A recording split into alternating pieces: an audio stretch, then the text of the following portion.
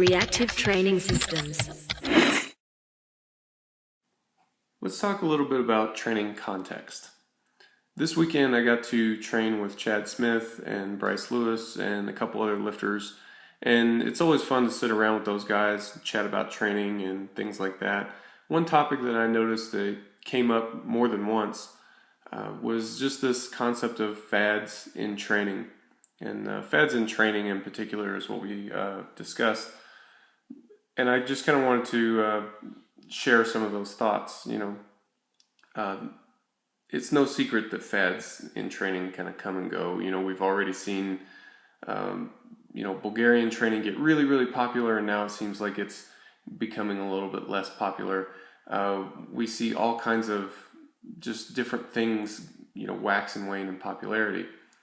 And it's not that any one of those tools are good or bad.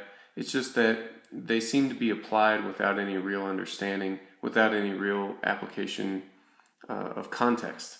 It depends on the lifter, and it's not this like mystical, crapshoot where, we just take a guess as to what sorts of training modalities are going to be effective for each lifter. It needs to be put together with a real understanding of where the athlete's at, what they need to develop, and a long-term development plan that gets them where they need to go. We understand that training is going to take a while for a lifter to reach their real peak, their career highs. So it's going to take a while to develop to that level. So the plan that we put in place needs to sort of reflect that requirement as well. And to do that, you really need to understand, more than just kind of what the latest thing is and what it's supposed to do. You need to understand how it works in real life, what sorts of effects, and really more than anything else, what the limitations are. And I think the limitations of training methods are something that it's not so fun to talk about, it's not so exciting, but that's the piece that lets you understand, hey, we don't want to stick with this for too long.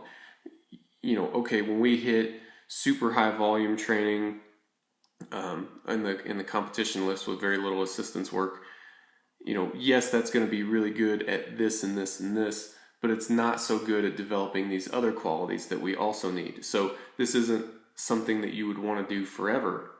It's going to need to be tempered with various other training strategies. And it's not any one training strategy that needs to be picked on. All training strategies by themselves are incomplete. It's just that we don't have, it's not even a matter of time and resources, although those are constraints as well. Even if time and resources were unlimited, we just wouldn't have the adaptive ability to adapt to the perfect training strategy. So I just want to encourage you to look at the limitations of some of the training strategies that you're employing.